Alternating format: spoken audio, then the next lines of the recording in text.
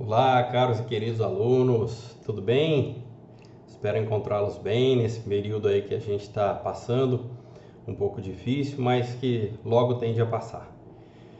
Seguinte, pessoal, dando continuidade aí ao nosso assunto, nós terminamos a última aula falando sobre o contrato de trabalho intermitente. O contrato de trabalho intermitente, como vocês viram, é uma figura diferente, né, de um trabalhador que foi criado a partir da reforma trabalhista. A reforma trabalhista trouxe a regulamentação daqueles famosos bicos que aconteciam nos contratos de trabalho sem nenhum registro, onde a prestação de serviço era ocasional e o empregador ele realizava o pagamento desse serviço e não havia qualquer registro ou qualquer segurança para aquele prestador de serviço. Então nós tínhamos como exemplo os garçons que executam esse tipo de atividade constantemente e não há nenhuma segurança, né, quando ele realiza esta atividade. Não há nenhuma proteção jurídica e até mesmo uma proteção aí por parte do INSS quando de fato acontece algum acidente ou alguma doença adquirida aí no ambiente de trabalho. Ele que deve de repente comprovar então que aconteceu um nexo de causalidade aí dentro do ambiente de trabalho, ou então de repente tentar provar a habitualidade da prestação daquele serviço para tentar registrar que o vínculo trabalhista aconteça, o reconhecimento do vínculo trabalhista aconteça e os reflexos das verbas trabalhistas sejam adquiridos por ele. Então, de fato, não é uma situação comum, onde a legislação trabalhista tentou regulamentar, né, essa condição desse trabalhador que estava à mercê, né, desses prestadores, desses tomadores de serviço, tá certo?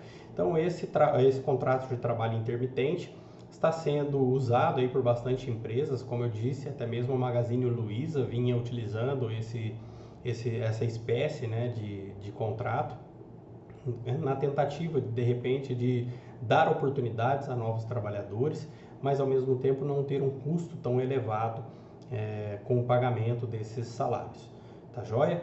Então bastante gente me mandou e-mail, eu achei bacana isso de vocês de repente sanarem as dúvidas corriqueiras aí de vocês por de fato ser uma situação diferenciada aí na nossa CLT, tá joia?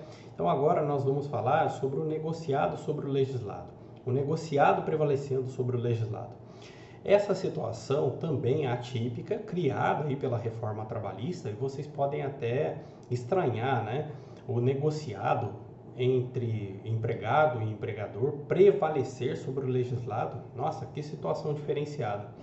Então, isso só acontece, pessoal, se de fato preencher aqueles dois requisitos e dentro daquele limite. Nós temos dois requisitos e um limite estampado pela norma. Quais são os dois requisitos? Nós já até conversamos sobre isso.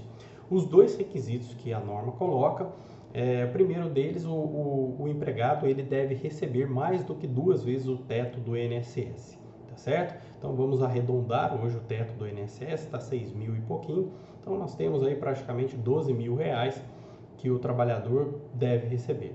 Depois disso, ele deve ter concluído, tá, o curso superior. Atente-se para isso. Não é curso técnico e nem mesmo curso superior em andamento. É curso concluído, curso superior completo.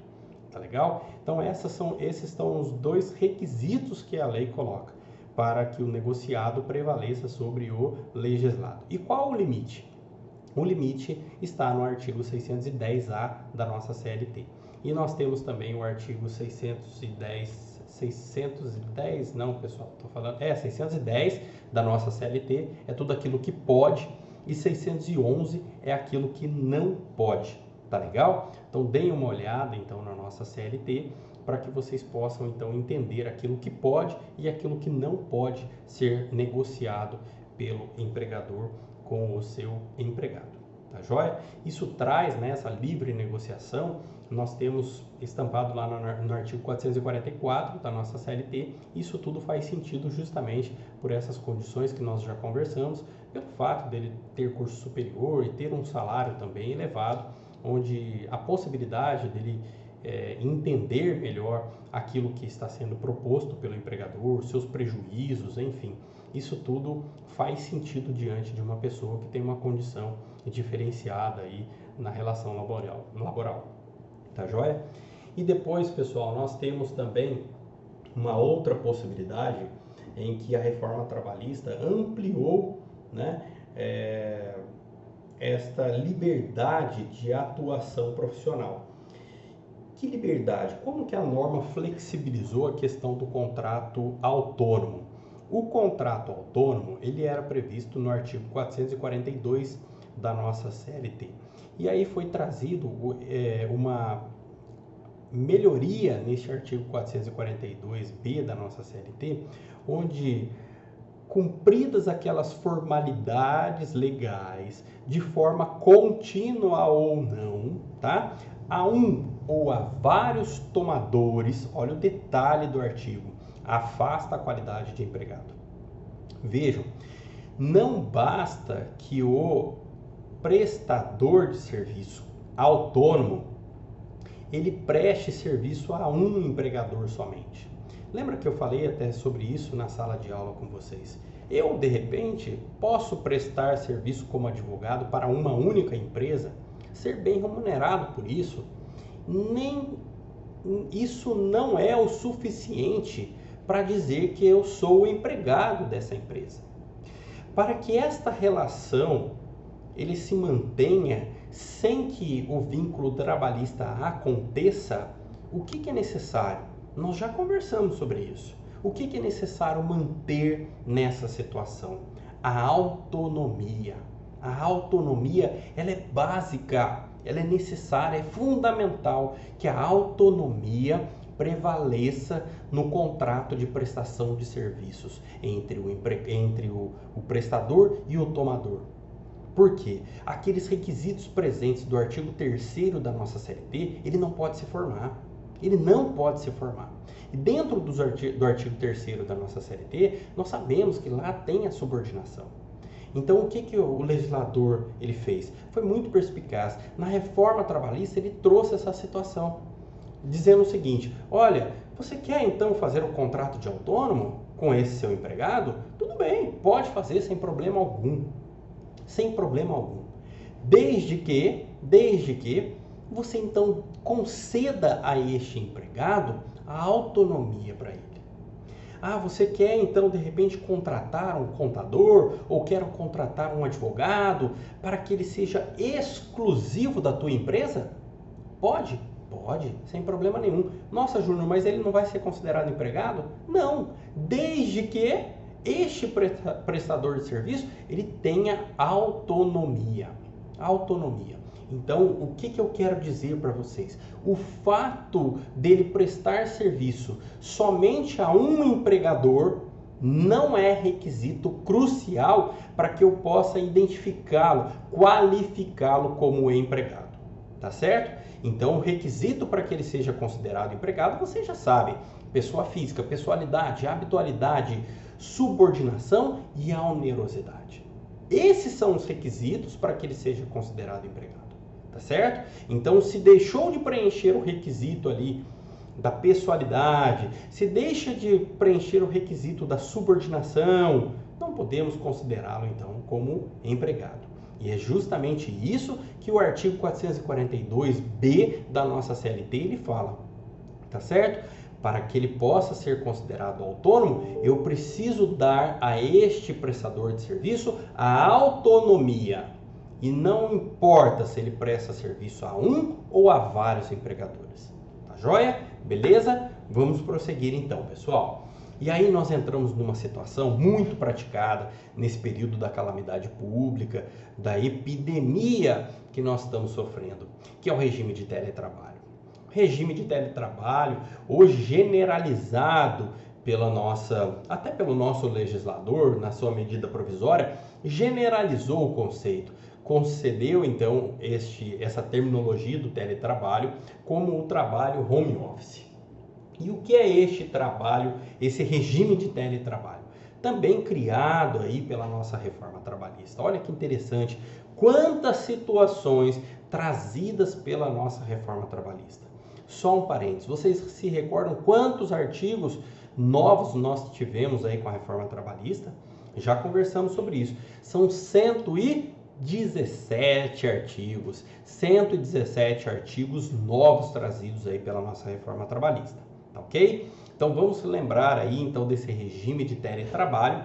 Ele está previsto lá no artigo 75A a 75D da nossa CLT, tá certo? Para que seja considerado regime de teletrabalho, ele deve realizar, o empregado, ele deve realizar as suas atividades preponderantemente fora das dependências da empresa. Fora das dependências da empresa. Então não basta que esse empregado ele realize um serviço externo diferente.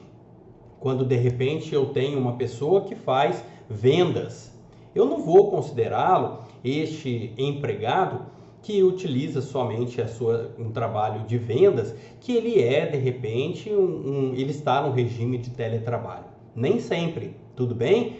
O outro requisito que nós temos com a utilização de tecnologias de informação e de comunicação. Vejam, para que então seja considerado regime de teletrabalho, eu tenho dois requisitos: que esse trabalho ele seja desenvolvido preponderantemente fora das dependências do empregador e também que haja a utilização dos equipamentos de comunicação, de informação, toda a tecnologia seja utilizada por este empregado.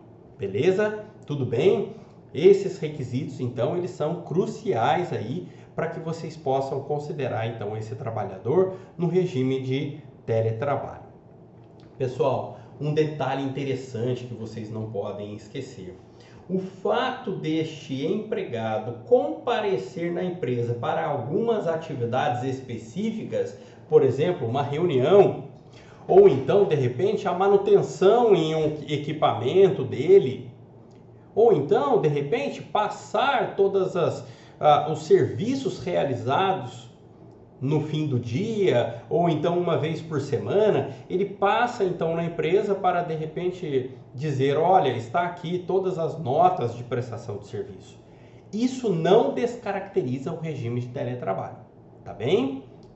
E olha só, lembrar mais uma vez vocês, tudo que é atípico precisa estar no contrato. Tudo que é atípico precisa estar no contrato. Então é obrigatório que tenha então a celebração do instrumento contratual? Sim, claro, lógico, é necessário. Eu dizer desde o começo então que o regime de trabalho deste empregado é na modalidade de teletrabalho. Ele executará suas atividades preponderantemente fora da empresa. Tudo bem? Ao mesmo tempo, é necessário, então, constar qual que é o seu salário, qual vai ser a modalidade de pagamentos. Será que o pagamento dele é através, então, da prestação do serviço que ele fará externamente? Então, eu preciso já pactuar isso desde o início, tá certo? Normalmente, o regime de teletrabalho, ele recebe o seu salário por tarefa. A cada tarefa cumprida, ele tem ali, de repente, uma porcentagem sobre aquele valor pago. Tá certo? Então, normalmente, tá? O regime de teletrabalho é executado por tarefa. Da mesma forma, pessoal, nós temos hoje, né, o home office utilizado muito nesse período, né, da pandemia, onde nós temos aí a execução dos trabalhos por meio de tarefas, não é? Eu tenho como exemplo aqui o escritório. Eu tenho concedido então para algumas advogadas aqui do escritório, olha, eu preciso que o trabalho que seja realizado é a execução desses processos, a confecção dessas petições iniciais. Enfim, eu não fico então controlando que horas que ela vai estar fazendo aquele trabalho, de que forma que ela está realizando aquela atividade. Não, isso para mim não importa. O que importa é ela me trazer aquele trabalho desenvolvido. Então, por isso que vocês vão observar que o regime de teletrabalho ele está incluído no rol do artigo 62 da CLT. Ô Júnior, mas o que significa esse artigo 62 da CLT? Esse artigo de 62 da CLT são todas aquelas atividades que não serão remuneradas com horas extras. Nossa, Júnior, mas não serão remuneradas como horas extras? Sim, não serão remuneradas como horas extras. Por que não serão remuneradas como horas extras? Porque não tem como eu, empregador, controlar as horas efetivas de trabalho. As horas efetivas de trabalho. Vejam, olha o detalhe que eu coloquei para vocês. Eu, empregador, não tenho como controlar. Se eu não tenho como controlar, isso para mim é uma atividade incompatível. Eu não consigo controlar, nem que eu queira, eu consigo controlar o horário da execução dos seus trabalhos. Se ele está parado de repente na tua casa, está lá deitado, assistindo um jornal, ou se de fato ele está trabalhando. Acontece, né, pessoal? Vocês sabem, a gente faz o login de repente no sistema, no Ava, tudo, e vai fazer vai assistir um jornal, vai jantar, conversar com um amigo no WhatsApp. A gente sabe que isso acontece num sistema simples aqui do videoconferência. Imaginem vocês aquele regime de trabalho executado na nossa casa. Então, claro que se a atividade está sendo desenvolvida fora das dependências do empregador, se eu não tiver como controlar, não é que eu não queira, se eu tiver como controlar o horário, a atividade dele desenvolvida, as horas extras são devidas, tá certo? Porém, o artigo 62 ele coloca quando há incompatibilidade do controle de jornada. Então, para que ele não tenha direito ao recebimento de horas extras, o controle da sua jornada é impossível de ser realizado. Esse é o detalhe do artigo 62.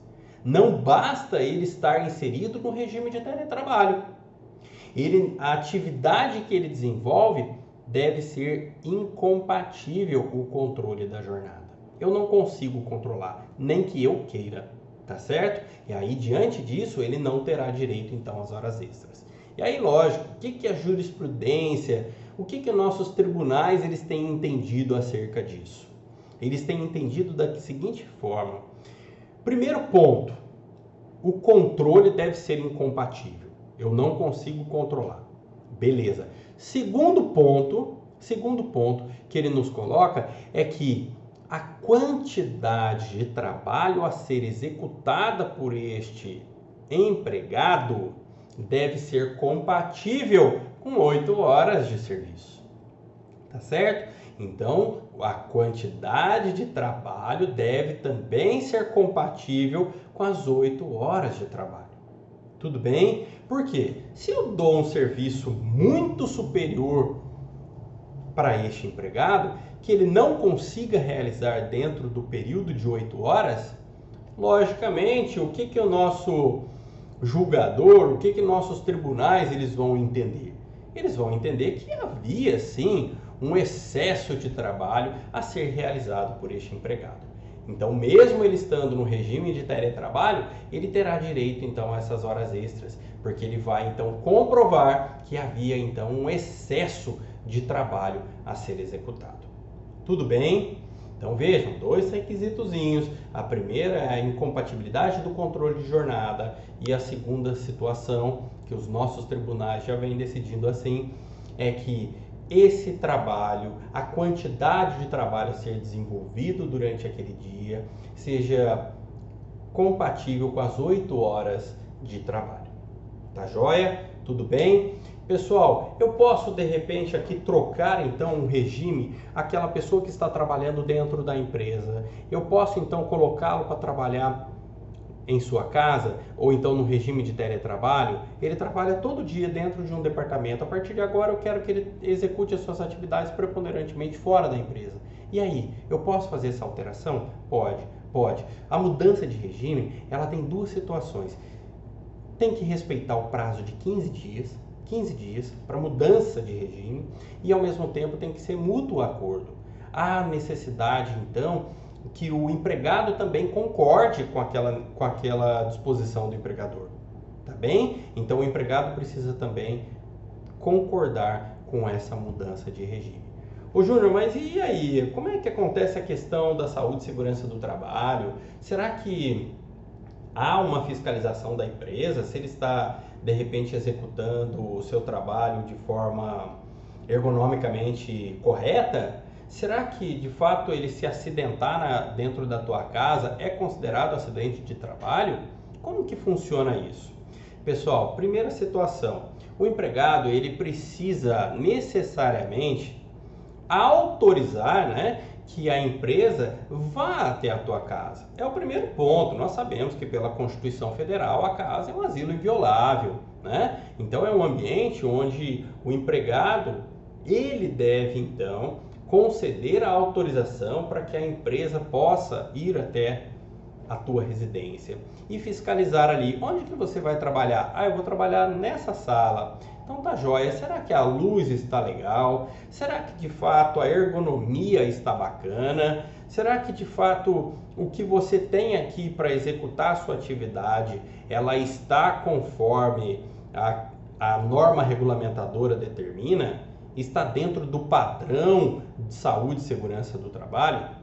Então ele precisa analisar essa situação previamente, tá bem? Então quando a empresa analisa isso, mensalmente manda um checklist lá para o empregado para ver se ele está respeitando as normas de saúde e segurança do trabalho, porque senão a empresa pode ser condenada se futuramente o empregado vier a dizer que ele adquiriu uma doença ocupacional por conta do trabalho desenvolvido na sua residência. Tá legal? Tudo bem, pessoal? Tranquilo até aqui? Agora nós vamos entrar, pessoal, na questão do doméstico. Mas aí nós vamos falar sobre isso no próximo vídeo. Tá joia? Obrigado, gente. Grande abraço.